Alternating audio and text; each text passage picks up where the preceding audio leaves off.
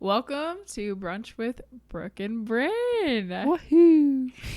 Guess what, folks? We have a very exciting podcast episode for you today. We are doing our first ever book club, and personally, I am very, very excited. How about you, Bryn? I am excited. The idea behind these book clubs is that we have our seasons, and they're only 5 episodes, so they're kind of short, but there's not that much space between them. But they focus on a topic, and the topic of this season is living a full life. So we talked about happiness, and we talked about engaged living and values, and how those all go together to create a more peaceful, full life. Mm-hmm. And we, at the end of each season, want to have a book that kind of wraps everything up, and we're talking about Bittersweet this time. So, but we're not going to talk about that right now because we just want to wrap up the season first. And also, Brooke, how are you doing today? I'm doing good. It's the beginning of the week. It's Monday, and I'm still feeling some residual stress about adjusting my schedule because I finished my summer semester of my graduate program. Yay! So I'm more than halfway through. Woohoo! That's a big deal.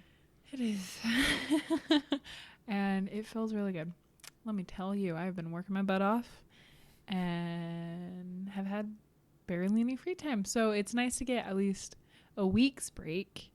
And as it's a break, I'm still working my 2 jobs. So it's not really a break. Kind of break. Yeah, kind of a break for me. So I'm still trying to adjust my schedule and get ready to go when the fall semester starts. Yeah. So it's been a little tricky. And how are you, Bren? I'm doing good. Went backpacking this weekend with my brother and his wife and my aunt and uncle, and that was super fun. It's one of the best times I've had backpacking. Just great people. So that's fun. Okay. Well, for the summary of this lovely season we've done, our first ever season of the podcast, I think for me, something I hope y'all have taken away from our episodes is that it's okay to still be growing and figuring life out. It's okay to feel frustrated, angry, upset, sad, all the things as you're in your journey. Because life is kind of crazy. It's stressful, hard things happen. And we hope that you can hold space for the hard things in your life, as well as recognize that there are things in your control, such as ways you can facilitate your happiness, how to live aligned to what's important to you or your values, and to show up in your own life, to have fun, to make memories, to really see the beauty around you and also the beauty in your story and how far you've already come. I love that. The big takeaway for me is that you can take control of your life. I mean, obviously there's circumstances, so only to an extent, but you really have a lot of power to control what you're going to do, right? You can't choose happiness really, but you can choose the actions you take, and those actions, when they align with your values, then you're living an engaged life. And when you're living an engaged life, you're living the best way you know how. And that creates peace and often happiness, and it's just a way to live a great life. Also to be authentic. I think that's something that stood really out important to me a lot as we've talked of different people have different ways of doing things, and ultimately to live a great life, it's to figure out who you want to become. Because life isn't just about doing and crossing things off of a list. It's also about how we're growing, how we're becoming. And we take an active role in that because we do get to choose. Yeah. Whether that's how we're responding to things or what we're putting into our lives, the types of relationships we're building.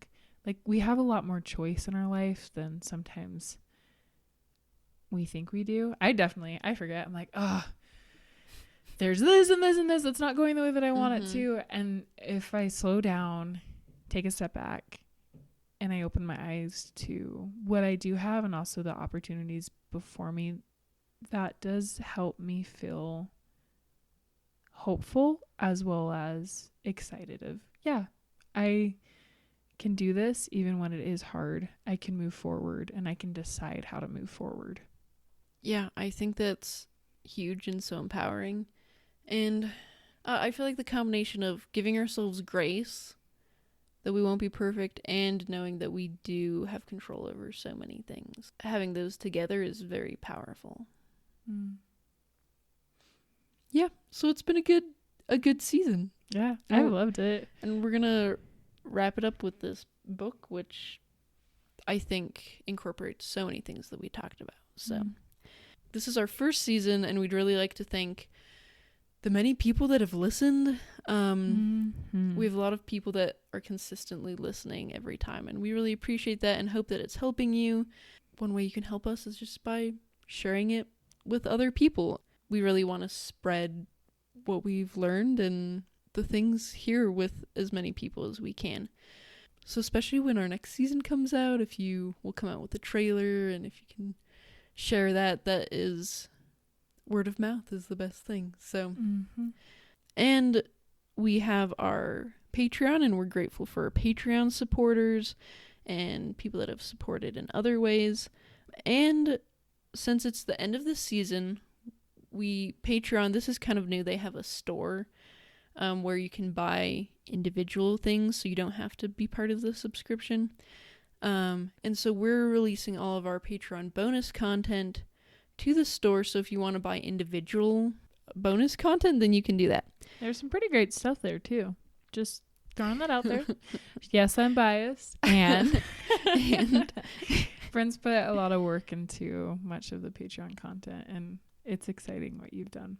Thank you. I think we've done some good things. So our first one is our happiness meditation to help you increase the P in the PERMA model, which is positive emotion. We have one where we analyze happiness quotes and talk about ways that some of the common happiness quotes are problematic in ways that we feel like they could be fixed, and quotes we like better about happiness. And that one's pretty fun, I think. Yeah, I had a good time with that one. If you've seen Eat, Pray, Love, we talk a lot about it. It's true. Yeah, grab your popcorn. Yeah. Then we have our values exercises. So it's all the values written out. The values exercises written out. And so you can go through and work through your values with that one. And then the one for this week is our last Patreon is always a Q&A. And so this one is just a get to know us on a deeper level. So we answer 10 questions about our lives and I stuff. thought it was 5 at first, but and I intentionally avoided some of the questions because I thought, I don't want to. And then I asked them to you. It's like, dang it. So, get yourself a friend who helps you grow. That's right. Get yourself a Bren. Thanks. And then our last one, which hasn't come out yet, but I'm not going to tell you what it is, but Secrets. You can look at it when it comes out. So yeah, if you want. Yeah. It'll come out in 2 weeks as our in-between bonus content between seasons. It's just exciting to be at this place of, wow, where were we 2-3 months ago? And where we are now, where we have set up so much of the podcast.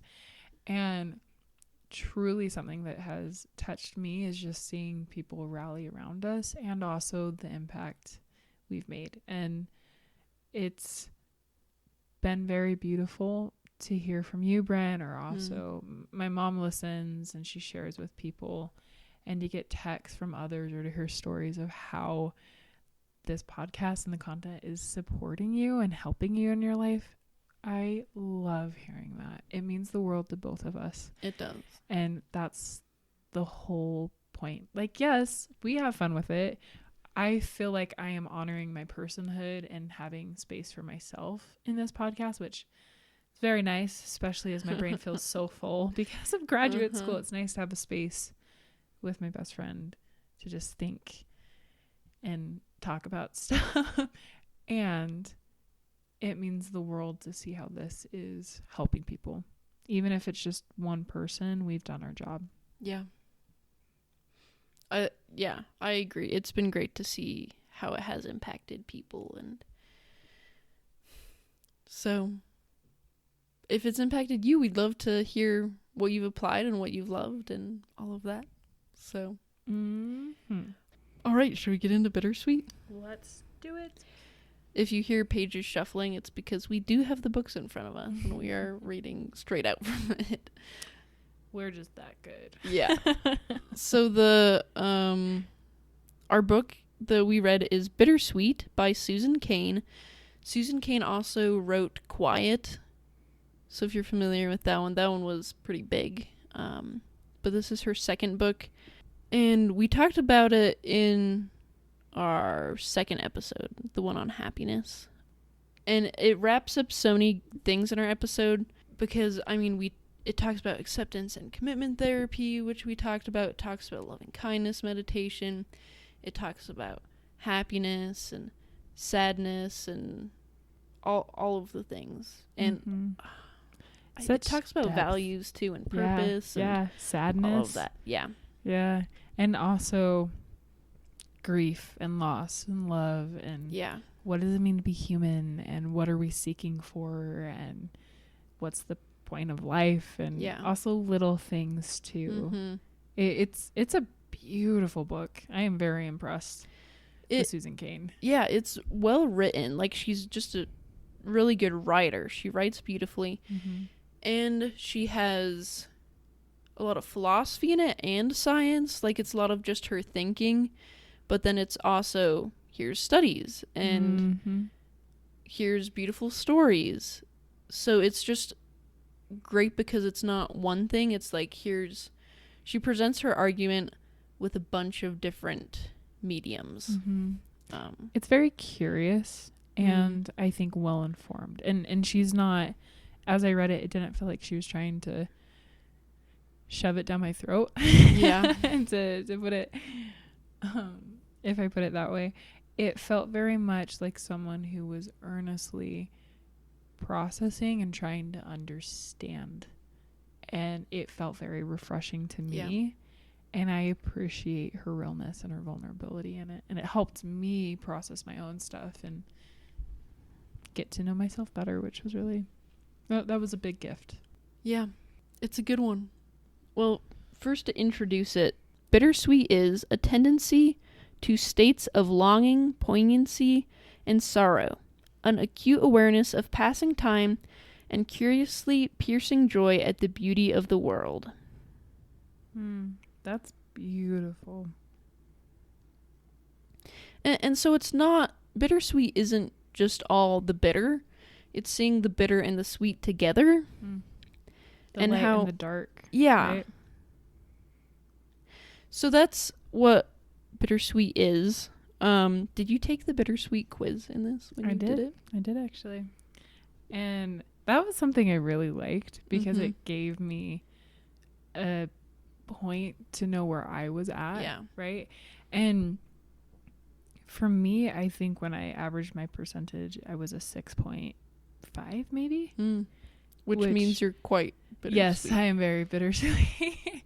I think it's a 5.7. You typically, when you do enter the realm of, I'm just more naturally bittersweet, like I soak in and I understand that there's a light and a darkness to life. Yeah. That there's sorrow and there's joy.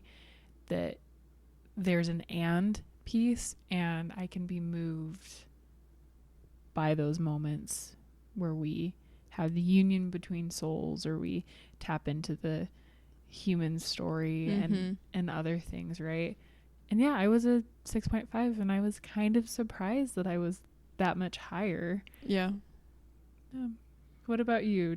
What's your score? I got 8.1. Dang. Yeah, I read.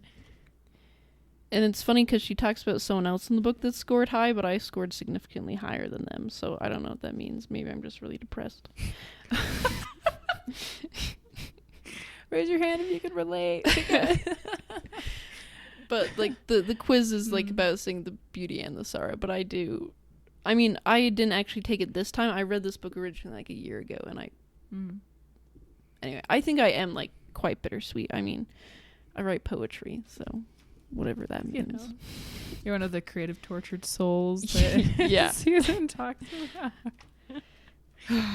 It's my burden. It's interesting though, because that was a big theme that stood out to me of when people can embrace the bittersweet and they're more sensitive to that, there is this very creative, expressive state. Yeah.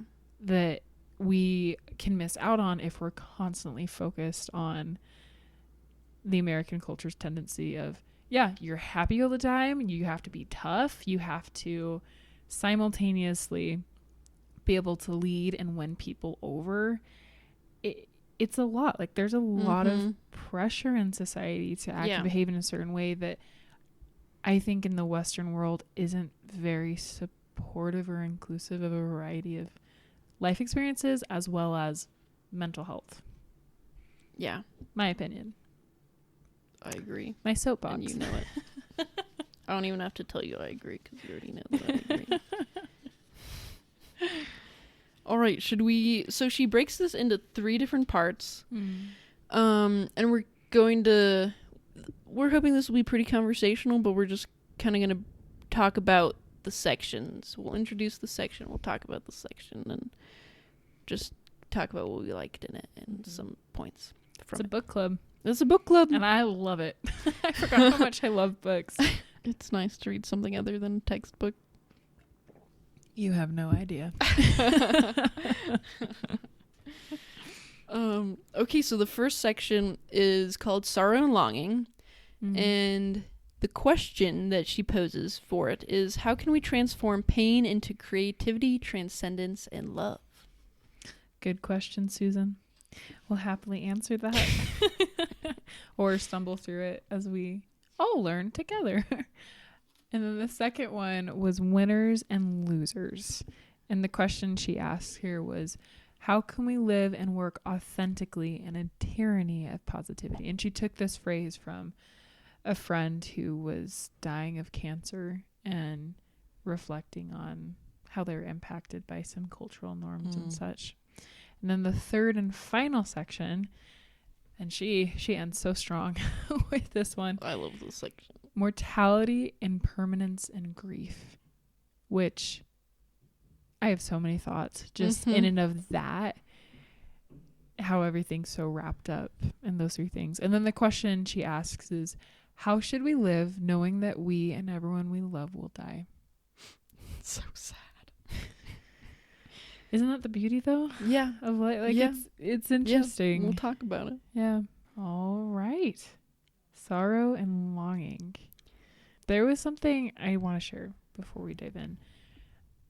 Sorrow and longing is something that has always felt more of, oh, it comes when I lose someone I love. Or when I have to move, because I've moved around a lot and I lose the people that I was with or what felt comfortable, right? Susan paints such a beautiful description of longing, of what it serves for us and how it can show up in different ways. Like, I was just so impressed with how she touched on attachment and family things as well as hopes and dreams or love, and it was just really, really good. Yeah.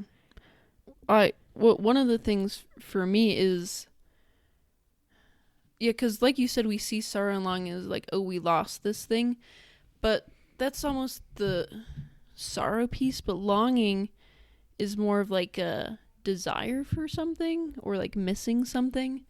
And she talks about the difference between craving and longing, which is important if you follow Buddhist ideas at all. It's like we want to avoid craving because that is just wanting and those needs never get fulfilled. But longing is actually this beautiful state. Longing seems to very much be this place of, oh, I recognize that there's something I value and is important to me.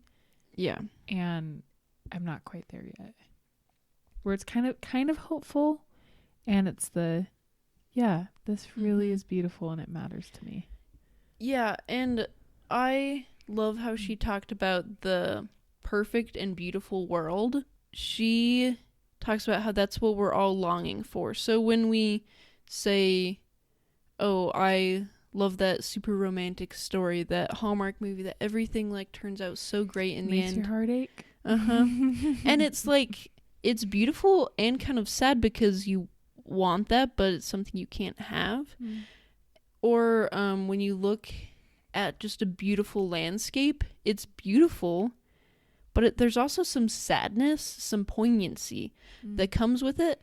She theorizes that that's because it's this longing for this perfect and beautiful world that we can't have. C.S. Lewis calls it, he says, "The sweetest thing in all my life has been the longing to reach the mountain, to find the place where all beauty came from, my country, the place where I ought to have been born." And I love that. It's all of our longing is for the place where we are adored and like loved as we should have been as a child. The place where we have peace and everything is beautiful and water is always flowing, and the place where our relationships are perfect and they go on forever. And these are all our desires for that perfect and beautiful world. And so when we see, I was on a trip to Idaho and we saw a lot of just beautiful waterfalls and stuff. And as I looked at them, I was reading the book at the time and I was really reflecting on it, and I would see this beautiful green lush landscape and I would feel that poignancy of like, this is so beautiful, but there's almost like a little bit of sadness that comes with it. Why is that? And it's because I wish that everything was like this, and I feel that everything should be so beautiful. It's the human desire for a perfect world. Which is very, for me, that leans a lot into the human connection side of most people, probably all, want to have that perfect world where we treat one another with kindness, we feel at home, we belong, and there's comfort and peace. And yeah, like I definitely feel that. It's interesting how people still have choices, and we're never going to have a perfect world. It's just how it is. And I find it interesting that you started to feel that as you were in nature and you were seeing the world around you, and kind of this simultaneous feeling of peace, joy. Wow, this is truly beautiful, and I feel connected to something bigger than myself. Yeah. And I wish I could feel connected to something bigger than myself all the time. However, we can't.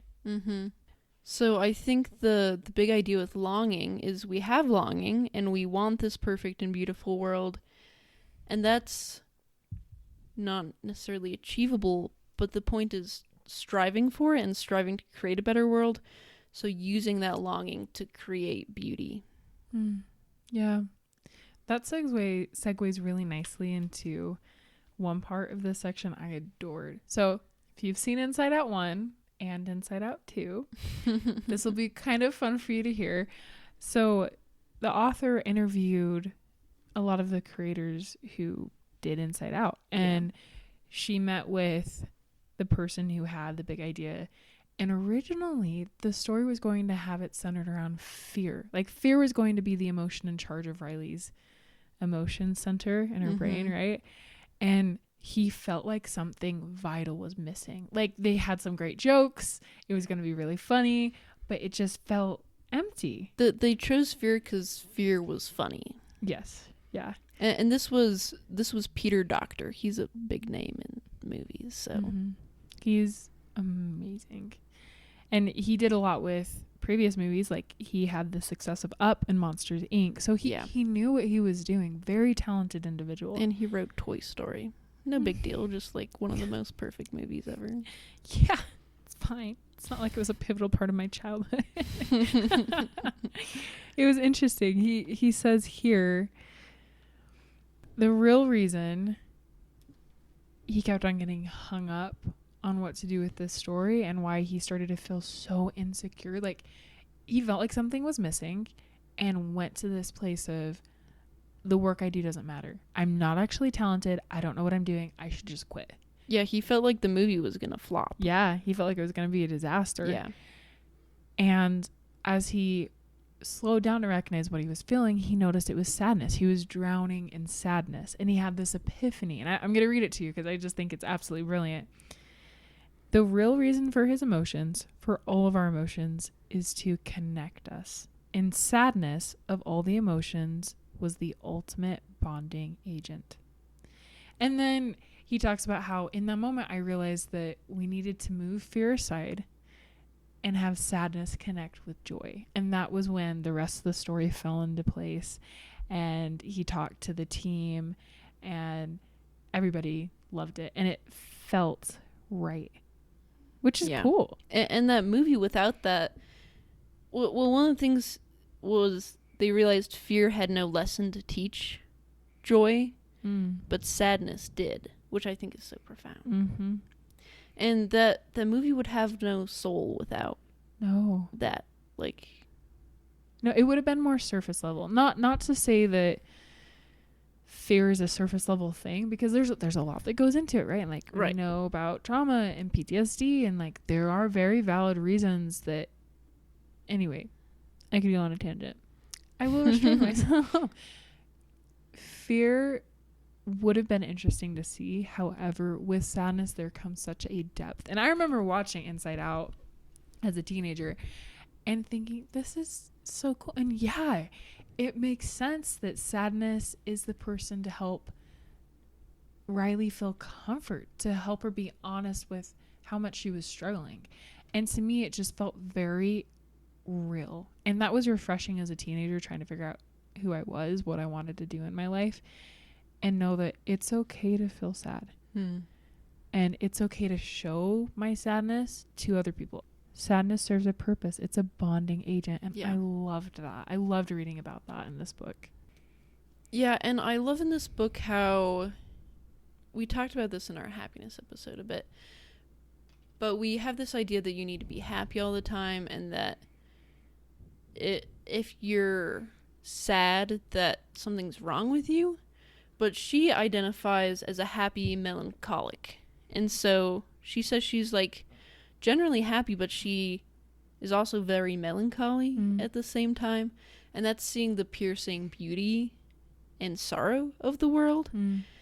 We're all kind of on a spectrum, so some people are going to be more melancholy and some people are going to naturally be happier, and both of those are okay. And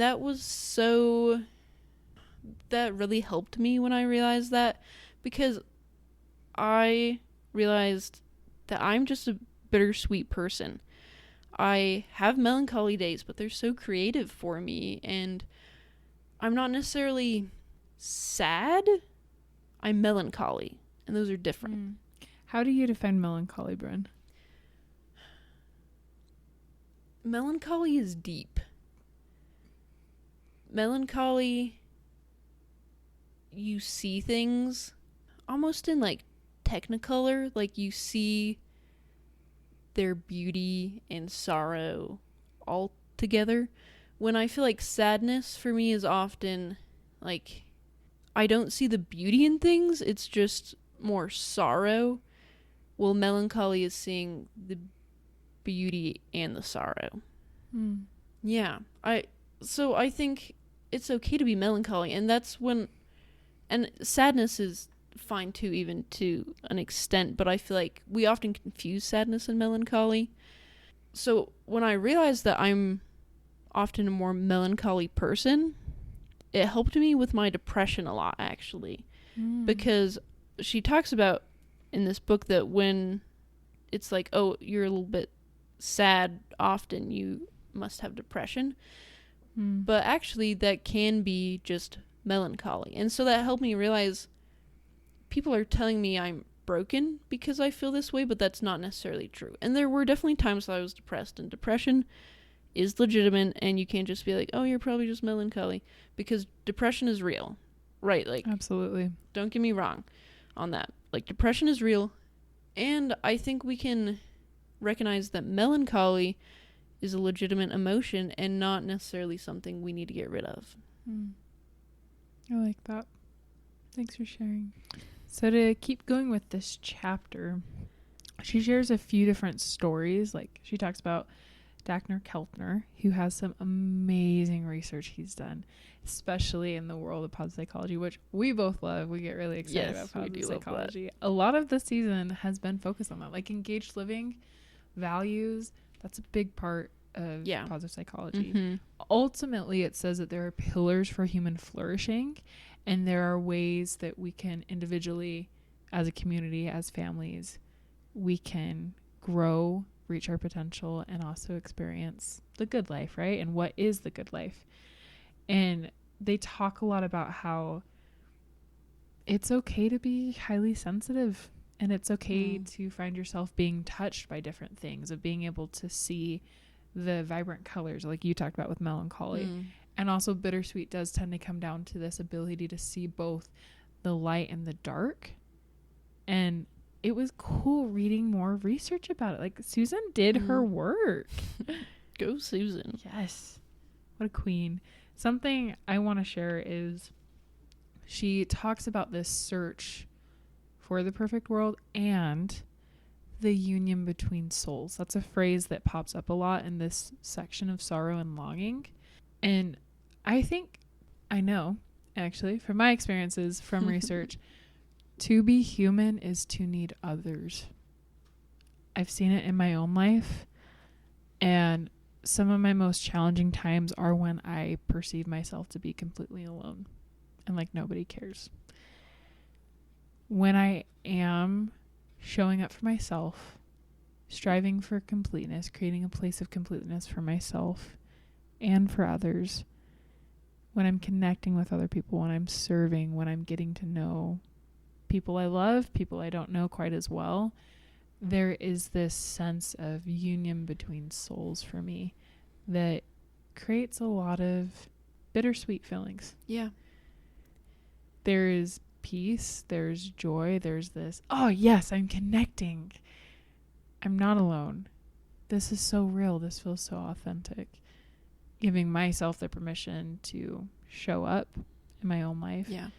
Be inspired by others, and also that I don't have to go through life struggling. I don't have to go through life alone. And the whole idea of a union between souls is being able to slow down, see someone, and create a space for hearing their story and honoring your own and your values too.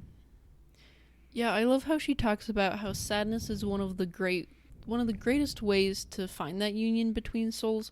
She gives the example of a funeral when everyone is mourning together and crying together, and how that pulls you together as a community. That shared sorrow. I loved in that part how she talked about all humans suffer. And that is another way we see the union between souls, because we all have suffering, but that's actually a way we can connect with each other. Suffering is universal.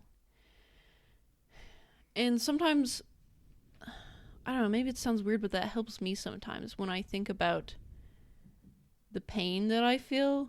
I can think, and there's some pain that other people haven't felt that's very personal, but the suffering is universal. Everyone has felt suffering. And that deepens our compassion and our empathy and allows us to see people as human more often and help them. And it's very beautiful. Yeah, to see that we're more similar than different. Yeah. Any other thoughts on this section, Bryn? This section was all about, like, what is sadness good for was one of the big things. And I made a little list, so I just wanted to read that real quick. Sadness deepens our creativity, and sadness creates a longing for the perfect and beautiful world. Sadness helps us to turn towards each other and have that union between souls. And lastly, all humans suffer, and so that sadness and suffering actually triggers compassion and deepens our empathy. I love that. That was a beautiful summary of the chapter 2.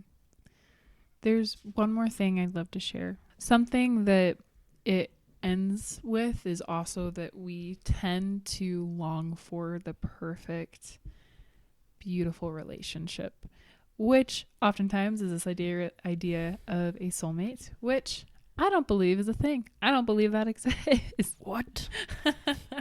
And you don't either. Heresy. You know I don't. Lauren and I have talked about this before. There's no such thing as a soulmate. There is this longing for the perfect romantic experience and relationship. We see it in movies, books, stories people tell. It's normal to want to have your ideal, right? To get excited about attributes in a partner. Something that they talk about is that this longing for a soulmate can go back to the idea of we're all people and we're all growing. And perhaps longing can also serve a purpose to help us continually improve and do an inventory check. To do an inventory check of how am I doing things? Also, what are ways I would like to grow in this relationship with this person? Which I think is really cool. Yeah. It helps us want a better relationship even though we will never have the perfect one. Mm-hmm. And truth of the matter is, too, we're never going to be perfect.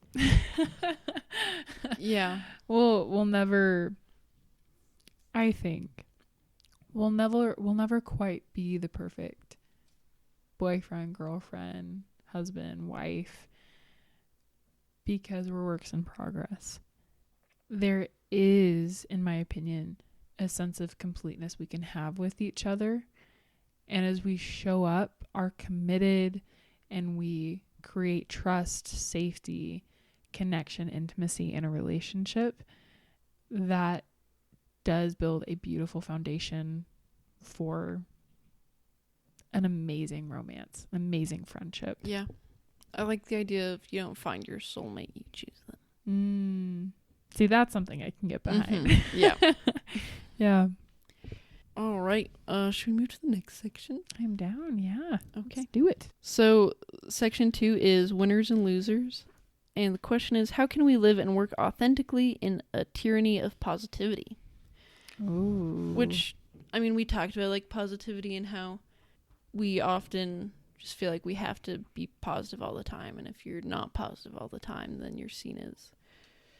And I think it is good to choose a good attitude, but also there needs to be space for sorrow and grief and all of those things. Yeah. This brought up a lot of current pop culture social things about toxic positivity, and there's currently a tendency to enforce positivity. And I've seen this in my life and the lives of others where it's, oh, you're having a hard time, like, it's okay, you'll be fine, just put on a smile and move forward, you'll be okay. Life is not a linear path. Like, it's complex. A lot goes on. And I think that we do a lot of harm. I know we do a lot of harm to ourselves when we are suppressing our emotions, when we're pretending that everything is fine when in actuality it's not.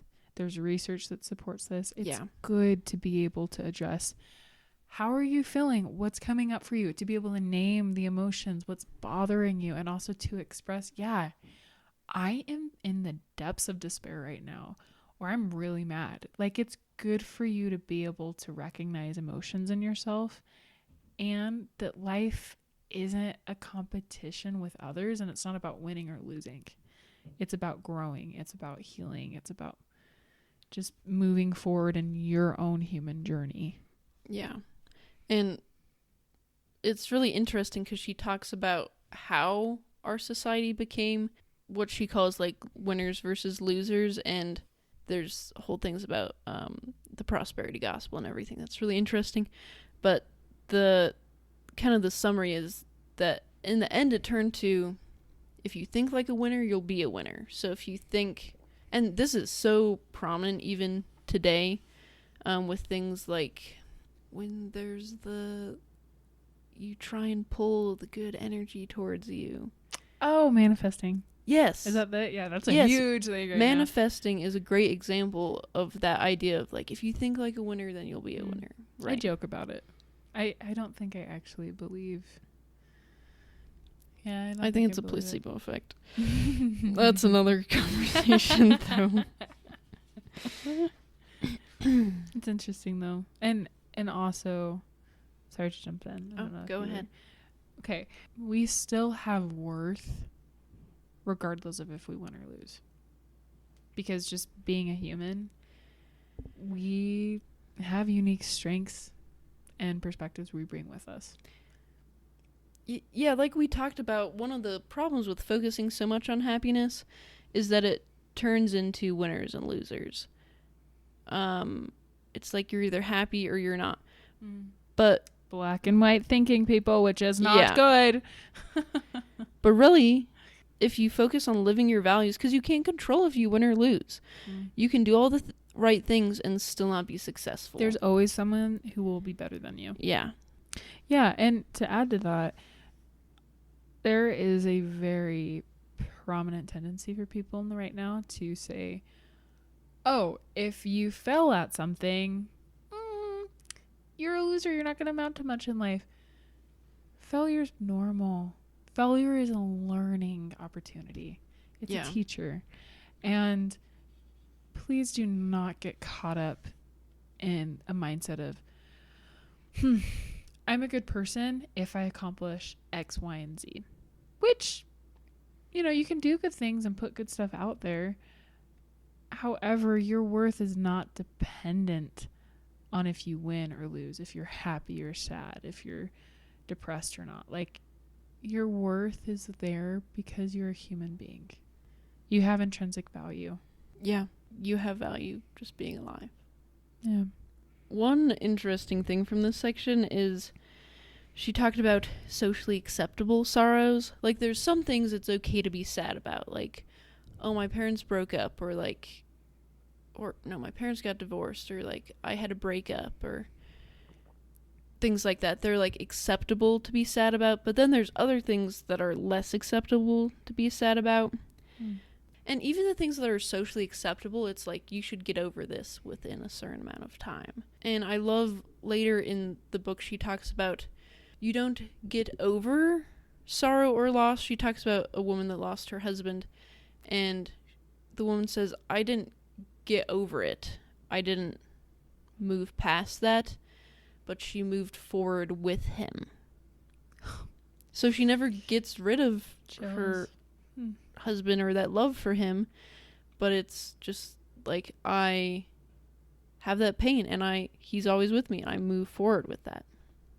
And I think that's much better than just move. It's beautiful. Well, for me, it comes down to, you're not dismissing the life you had with that person. Like, that widow made a very intentional choice to honor the fact that you carry your loved ones with you, past, present, into the future. And for that widow, she wanted to honor the memory of her husband and cherish him and move forward with him, instead of saying, oh, he's dead, he's gone, like that's it, I'm not gonna do anything else in my life now. It's, I am still here, I still love him, and I'm going to move forward. Which is so beautiful. Like, I got chills. Ooh. I don't think we have to get over things, because you don't get over things like that, right?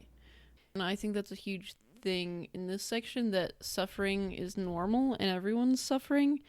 And so just trying to hide that as a society is not helpful. And she also talks about how when we are looking for leaders, we often see sorrow or sadness as weakness. And even when we're not looking for leaders, we see sorrow and sadness as weakness. But she talks about the different ways that leaders with sadness or melancholy leaders can actually be really great leaders, and they can have a lot of empathy, and they can help their followers work through problems and navigate things in ways that leaders that aren't like that can't do. Yeah. I'm going to share something that's been coming up for me. It might be silly, and that's okay. I keep thinking about Lord of the Rings. Really? Yeah. Because I feel like there's so much bittersweet in that story, in that book, in those movies. That's a good point. And I deeply love those characters in that story. Like, Tolkien was a genius. Respect him a great deal. There is a lot to that story that has so much depth, where it does celebrate and enjoy the light, the good things, the hopeful, exciting, happy stuff. And it also recognizes we despair, we grieve, we feel sad, we feel overwhelmed, we feel exhausted, we feel stressed. And I think Aragorn is such an amazing character, and he is a phenomenal leader. And in the book, it's so good, I'm getting excited. In the book, it talks about how Aragorn, who ultimately is, yes, the son of a king, long line of noble blood, his hands are the hands of a healer. There's a sentence so beautiful in the last book of, the hands of the king are the hands of a healer. And he's going around and he's attending to those who are hurt, using medicine and helping people get better, helping the sick, the lame. And he was also a fighter, and he was very compassionate, and he understood sorrow. He too longed for things. He longed for peace. He longed for good relationship. All of these wonderful things that meant a lot to him, he was able to do the bittersweet. And I adore him, and I think it's great. Anyway. I love that. I do think he's a very bittersweet character. When you mentioned Lord of the Rings, I was like, oh, Aragorn's like quite bittersweet. So good. Because he's not a happy character, really. There are times where he is happier, but most of the time he's more pretty reserved and melancholy. And I think he can feel the weight of his calling and the weight of the difficult things that have happened to him. And he uses that to heal people and help others. Yeah. And also to savor life. Yeah. And I think Peter Jackson does such a good job directing those movies. And at the very end, when everybody has reached that place of, we accomplished something we worked really hard for. We worked as a team. We did our own individual work. The ring is gone. We defeated the bad guy. Took a lot to get here. A lot of sorrow, longing, pain, some losses, including death. So there's grief too, or the loss of a better relationship with a parent. They're all just celebrating, and there's this very serene feeling in just the coronation ceremony with Aragorn. Then when him and Arwen get together, there's a lot of beauty in that. And I think that's very true of life, that we can see the beauty around us. And yes, it's an imperfect world. We're imperfect people. There is still beauty in life and what we're doing. Having the both is so important. Mm-hmm. I think what you just said fits perfectly into this quote in the book by Pessoa, who's a poet. He says, "There are ships sailing to many ports, but not a single one goes where life is not painful." That's good. Their life always has pain. And so the question here is, how do we live when our culture reinforces positivity so much? And I think the big idea is just talking about it more and sharing things and not shaming people for being sad, holding space for sadness, and recognizing that sadness is universal and we all go through it. And just, I think the first step in our culture is acknowledging that. And if we can acknowledge that, then we can move forward and say, okay, how do we make sadness more acceptable? How do we make it more acceptable to mourn at funerals instead of trying to look happy all the time? And I think in your personal life, making room for sadness, letting yourself be sad at times. You can take some time to be sad, and you can also go about and do the things you need to. You can do both. Mm-hmm. You can do both. Something I want to touch on as my final thoughts for this section is just how healing and powerful it is when you show up as your authentic self and you're real about what you're going through. In my life, I have become a better person because of people who have been authentic. Yeah. Who have been honest about their struggles, because in so doing, it gives me permission to open up about my stuff, my struggles, both because of my own choices and just the fact that life happens. Like, again, I didn't ask for type 1 diabetes, and it has changed my life, and it's a constant struggle for me. Yeah. And when other people share their difficulties, inappropriate ways, of course, I feel this relief. I feel this great sense of relief of, I'm not the only one. Thank you. Where it's again that union between souls, that connection. And yeah, we're all here. Life is messy. We're trying to figure things out. And we don't have to do it alone. Part 3. So part 3. Part 3 is mortality, impermanence, and grief. And the question is, how should we live knowing that we and everyone we love will die? Let that sit for a moment. I think the first chapter she talks about, should we try and live forever? And it's really interesting. She goes to Radfest, which is people called immortalists, or they want to make life way longer. They want humans to live really long, and they're trying to figure out how to do that, and they really believe in that, which, cool, I guess. But she kind of questions, like, should we try and live forever? Is that actually a good thing? And I love the conclusion she comes to at the end. The mortalists believe that once we get rid of death, then we get rid of suffering. We get rid of sickness. We get rid of sorrow because your friend died or whatever. And so they feel that then all of war will stop and all pain will stop because we live in... They feel that the world would be perfect without that pain and sorrow. But she argues, I'm going to read this. She says, and I believe exactly the opposite, that sorrow, longing, and maybe even mortality itself are a unifying force, a pathway to love, and that our greatest and most difficult task is learning how to walk it. And I think that's so beautiful. There is beauty in not living forever because it makes life more important. Because we all have sorrow and longing, it actually unifies us and draws us together as humanity. Yeah. It highlights the connection. Yeah. I will own this. Bryn, when you read that, I started to tear up. Oh. I like had an emotional... Thank you. Had an emotional reaction to that. Where does it all come together of loss and love, life and death, youth and old age? What is the uniting thread between all of those? And I think for me, one of my answers is that there's beauty in all of it. That relationships matter, and loving someone is worth the wait of getting to know the person and of building the relationship.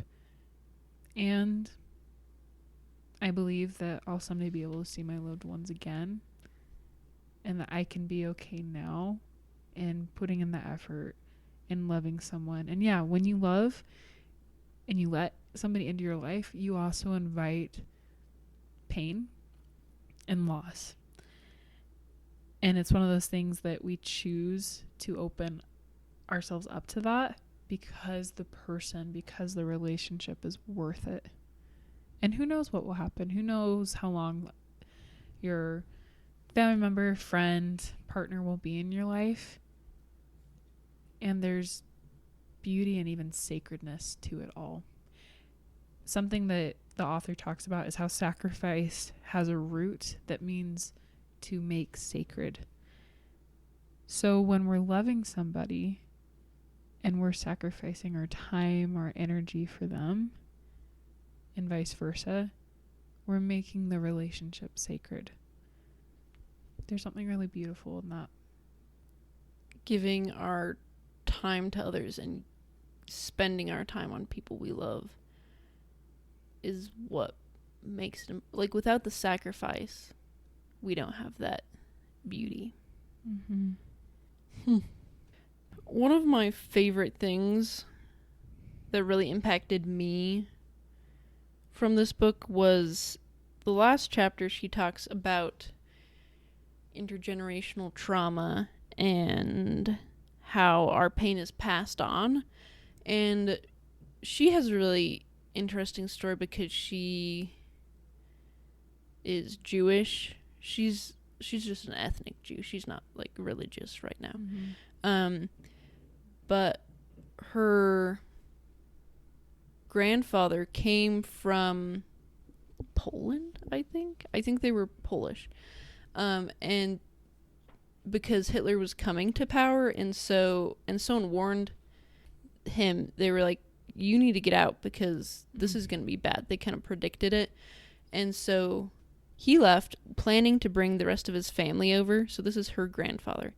And he never got enough money to be able to do it. And his entire family and extended family were all killed in the Holocaust. I cannot imagine. And so her grandfather was a religious leader, and he really helped the people in his religious community, and he was a leader. But she said at home he would just sigh all the time and was very melancholy and quite sad. And she talked about how that pain was passed on to her mother, which was passed on to her, and how she's been able to heal. And just really fascinating. She presents it so beautifully. Really beautiful story. But there's some really interesting studies she talks about, because we often think of evolution as like, okay, over thousands of years we adapt and we get this new trait that helps us survive. But the field of epigenetics is fairly new. It's funny, I always get epigenetics and eugenics confused, which is not completely different. One is very, very bad, and we do not like it. So epigenetics is better. Eugenics is awful. Anyway. So epigenetics is the study of, like, how genes express themselves depending on the situation someone's in. And the kind of new understanding is that information can actually be passed from generation to generation rather than over millennia. And so they did studies where mice are exposed to a certain smell, and then it's a harmless smell, but they're shocked while they are exposed to the smell. And then their children, even though they've never had that same experience, still run away from that smell. And so there's no way that, like, evolution passed that down in one generation, right? And so this is epigenetics and the ability for us to pass down information just generation to generation through our genes, which is really interesting. But that also means for humans, we can literally pass down our generational trauma. And it's not just socially, it's not just parents. Like, even if they're separated from their parents at birth, this can still happen. That's what they found with the mice. And this really had me thinking about my family and I think we all have intergenerational trauma to an extent because we all have pain. Mm-hmm. And it really got me thinking about my family and the pain that was passed down and how that's manifested in my life and how I can fix that for my children. Because they also talk about when traumatized mice are raised in therapeutic conditions, their offspring doesn't have the problems that they had. It's just fascinating. It's like Yeah. coping skills really can help, even for mice. Mm-hmm. Yeah. The big thing for me here is the fact that this is a little hard to wrap your head around, but like I really believe this. Even it sounds a little weird, but I believe we can literally heal our ancestors when we heal ourselves. Because as you heal, one of the like greatest desires that your parents and grandparents and ancestors had was for you to have a better life than them. That is something I want so deeply for my own children and grandchildren, and something I work so hard every day to be able to get my life in a place that when I have kids, they don't have to suffer in the ways I've suffered. And I think in a very literal way, as I heal myself and my children, then they heal those ancestors. It sounds a little bit like woo-woo, I feel like, but I think because our ancestors want so badly for us to live better lives, when we do live better lives, it heals the pain that they've had. Does that make sense? It does, yeah. And because there's a lot that Susan talks about in this book with that, and a lot that you've shared with me in the past. There is definitely this underlying theme to me that we're all connected. We're all part of the human family. Yeah. And in our own biological families, we are impacted by the choices they made as well as the experiences they had. And it's this beautiful homage to, as I heal and improve things for myself and the future generations to come, I can also make peace with the past as well as create hope, healing, and peace for my ancestors. Yeah. I think that's a very circular moment of I am connected to those who came before, and I serve as the link between generations. Yeah. And even not just in the biological family, it's also people we interact with at work, at school. Healing then. Yeah. Healing can begin with us. Hurt people tend to hurt people. Yeah. Right? But you don't have to. Yeah. But it can take a lot of work. Absolutely. And that's painful work to do. It is. And so often we want growth. We don't want the learning pains. We don't want the growing pains. Get that far away from us, right? Yeah. I would much rather just learn and grow and become better and not have the growing pains. And those lessons wouldn't be as profound or shape me as much if I didn't have to sacrifice for it to make it sacred. Yeah. I just love these ideas so much of the ability we have to heal, because when I think of my ancestors and the pain they've had, and even my parents and my grandparents, and seeing the things they're even going through now and seeing how I can have a better life for myself and give a better life to my children,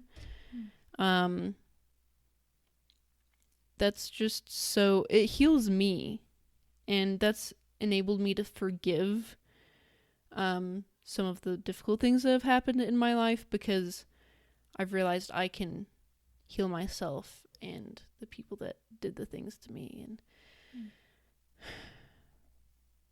And this chapter changed my life. Like, it really did. So I'm very passionate about it. That's beautiful.